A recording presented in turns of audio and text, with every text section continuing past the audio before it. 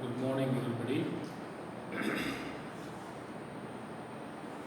I'm very happy to invite all of you for a series of lectures on the foundations of wireless communication. So in this series of lectures, I have proposed to identify the technologies that are involved in wireless communication and identify the challenges that are required to be met when one wants to go for wireless communication, and not to go into the details of design or any mathematical rigor and so on, just to identify these technologies and the fundamental concepts that are involved in these technologies and how they have been accomplished in various generations of wireless technologies. So this is trying to figure out what are the concepts that are involved and what are the basic foundations of wireless communication as we understand today. So as you all know, wireless communication is a method of communication where the transmitter and the receiver are not physically connected. But one would like to know also, are there any advantages of going for wireless communication instead of using wired communication? So there must be some specific advantages, then only people would have chosen wireless communication. As we understand, in wired communication, communication, of course, here we would like to focus on communication of electrical signals from one place to another. The electrical signals that we are mentioning here may represent a voice signal, may represent a video signal, or it may be any measured information or image or data or whatever. So any phenomena that are required to be informed from one place to another, we get the electrical equivalent of that phenomenon, and then we try to find ways and means to communicate with distant places. So wired medium was the traditional medium in which the electrical signal is carried through a cable. It could be a copper cable or it could be a fiber optic cable. So in this method of communication, we didn't have any problem from communicating information from one place to another. It provides the enormous bandwidth that is required for you. It provides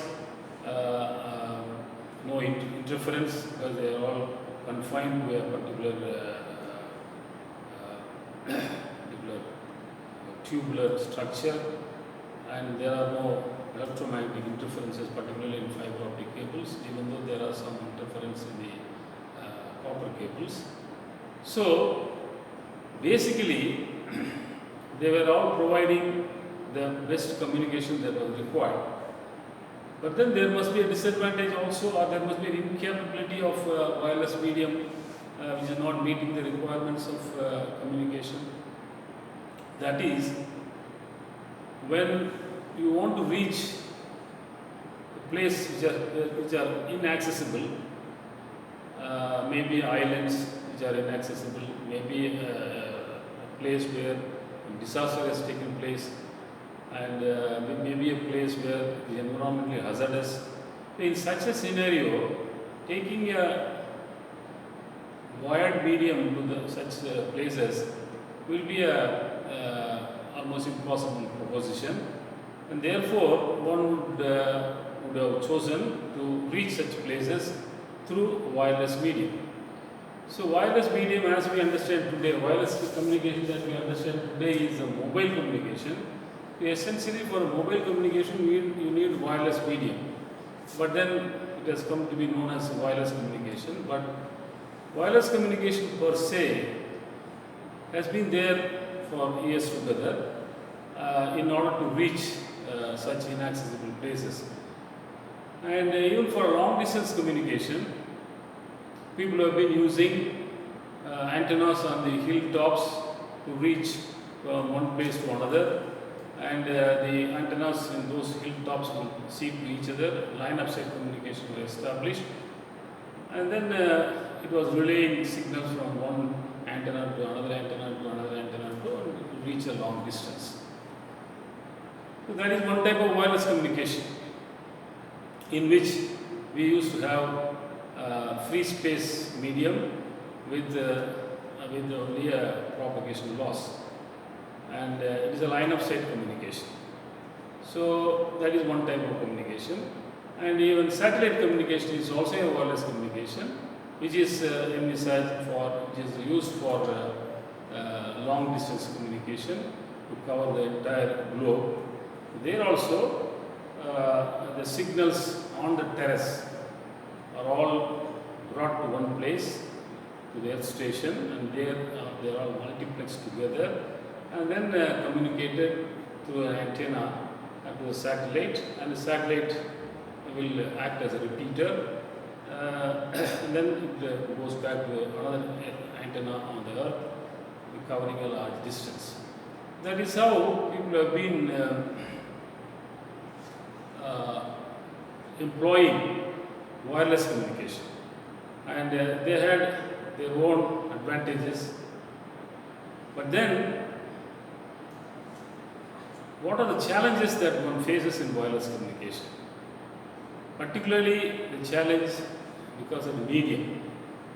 Now, if the wireless communications of the sort that are in hill-to-hill antenna, the channel impairment will be only a loss. Okay? Whereas, if one wants to send these signals through an environment where there are no line of sight available, so the signal will get reflected from electromagnetic waves, will get reflected from in one structure to another structure to another structure and reach the destination. So, but from the transmitter to the receiver,